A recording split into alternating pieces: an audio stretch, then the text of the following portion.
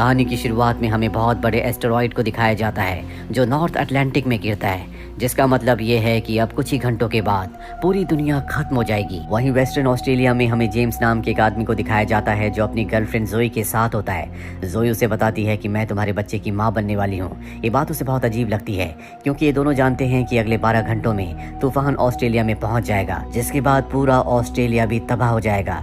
James इस बात पर ज्यादा ध्यान नहीं देता और कहता है कि मैं जा रहा हूँ। दरअसल वो पार्टी करने जा रहा है जो इस दुनिया की आखिरी पार्टी है, जिसका नाम है the party to end all parties. वो गाड़ी से निकल जाता है। वो गाड़ी में ड्रिंक भी कर रहा होता है। वो देखता है कि सड़कों पर लोग प्रेयर कर रहे हैं क्योंकि सबको पता है कि अंत आ चुका है। जेम्स को ड्राइव करते हुए बार बार अपनी गर्लफ्रेंड जोई के विजन्स आ रहे होते हैं। तभी वो देखता है कि आगे रास्ता बंद है। इससे पहले कि वो कुछ समझ पाता, एक आदमी जबरदस्ती उसकी गाड़ी में आकर उसकी गर्दन पर एक तलवार रख देता है और कहता है कि मैं जहाँ कहता हूँ वहाँ चलो। जेम्स को उसकी बात माननी पड़ती है, जिसके बाद वो एक घर के बाहर जाता है जहाँ पर वो एक आदमी को मार देता है। जेम्स से देखकर डर जाता है, इसीलिए वो उस आदमी से भागकर एक गाड़ी के नीचे छुप जाता है। वो आदमी भी जेम्स को ढूंढ रहा होता है। कुछ देर के बाद वो आदमी वहां से निकल जाता है। जेम्स गाड़ी के नीचे से बाहर आता है और तभी उसे एक बच्ची के चिल्लाने की आवाज आती है। वो देखता है कि सामने एक लाल रंग की कार है, जिस कार से दो आदमी एक बच्ची को अपने साथ अपने घर में ले जा रहे हैं। जेम्स को अब कार चाहिए क्योंकि उसे यहाँ से निकलना है, इसीलिए उन लोगों के घर के अंदर जाने के बाद वो कार में बैठ जाता है। वो कार स्टार्ट करने वाला होता है, लेकिन बार बार उसे लड़की के चिल्लाने की आवाजें आ रही होती है।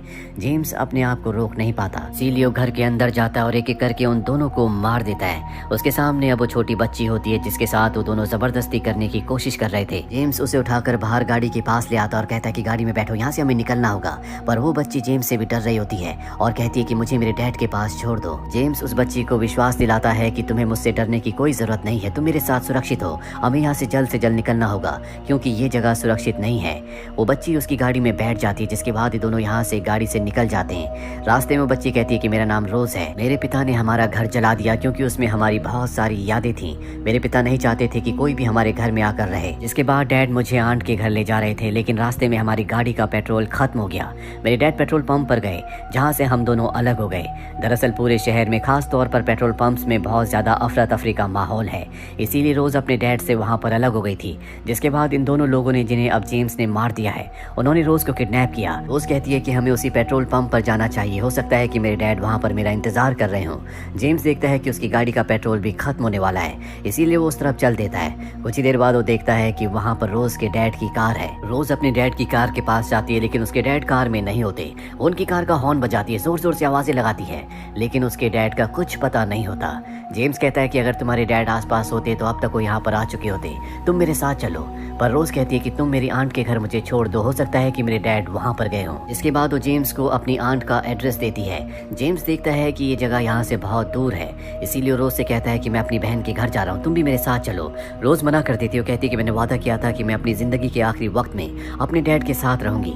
जेम्स वहाँ से जाने लगता है। रोज के पास कोई ऑप्शन नहीं है, इसीलिए एक बार फिर से वो गाड़ी में बैठ जाती है और अब वो रोज को अपनी बहन के घर छोड़कर उस आखिरी पार्टी को अटेंड करने के लिए जाना चाहता है। जल्दी वो अपनी बहन के घर पहुंच जाता है और जब वो अंदर जाता है तो देखता है कि उसकी बहन के पूरे परिवार को किसी ने मार दिया है। वो नहीं चाहता कि रोज ये सब कुछ देखे, इसीलिए वो रोज से कहता है कि तुम स्विमिंग पूल में स्विमिंग करने के लिए जाओ।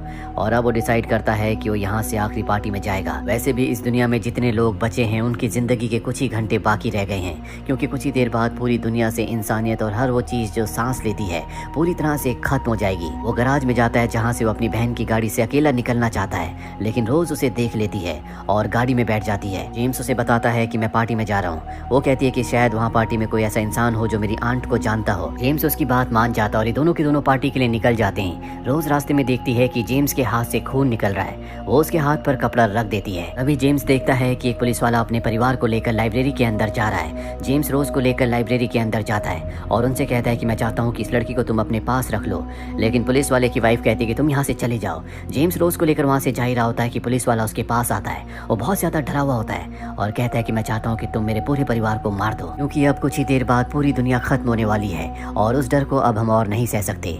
जेम्स ऐसा करने से मना कर देता है और रोज को लेकर वहाँ से निकल जाता है और उस पार्टी में पहुंच जाता है जहाँ पर वो जाना चाहता था। यहाँ पर बहुत सारे लोग होते हैं जो एंजॉय कर रहे होते हैं। इस पार्टी का जो होस्ट है वो जेम्स का दोस्त है और कभी उसकी बहन उसकी गर्लफ्रेंड हुआ करती थी। वो भी वहाँ पर आ जाती है और जेम्स को अपने साथ ले जाती है क्योंकि वो उसके साथ इंटीमेट होना चाहती है।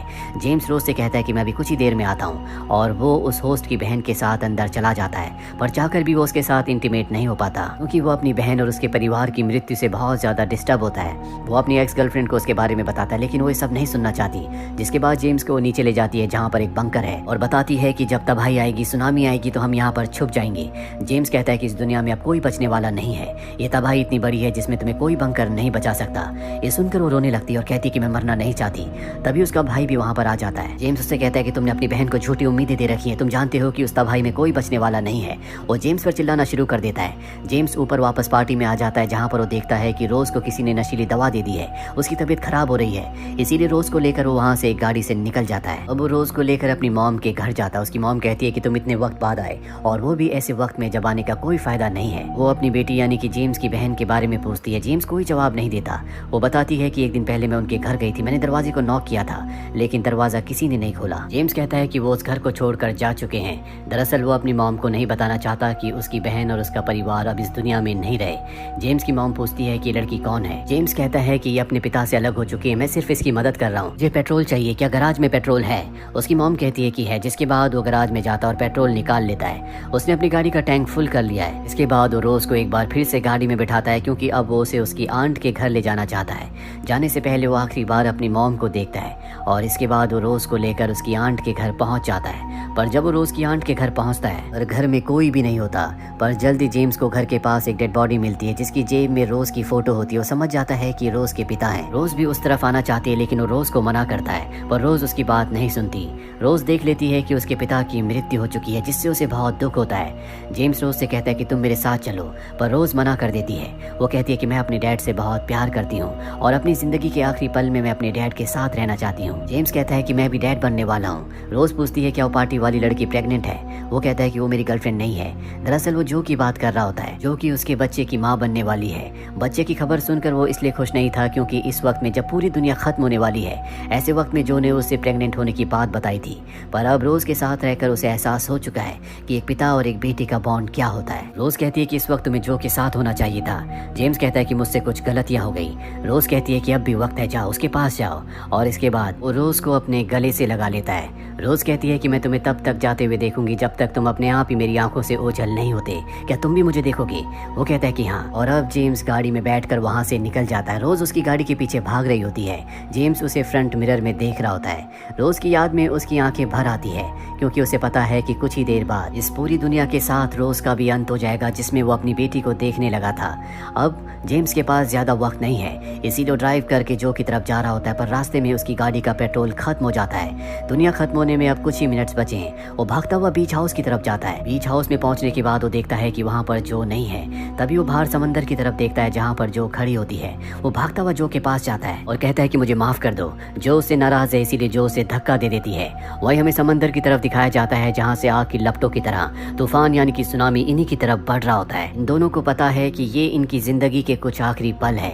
जो कहती है कि तुमने मुझे अकेला छोड़ दिया। इसके बाद वो जो को अपने गले से लगा लेती है क्योंकि ये दोनों ही एक दूसरे से बहुत प्यार करते हैं। और अब वो आग का तूफान इन तक पहुंच जाता है जो इनके साथ पूरी दुनिया को खत्म कर देता है। तो ये थी पूरी कहानी दीज फाइनल आवर्स की। उम्मीद करते हैं कि ये कहानी आपको पसंद आई होगी।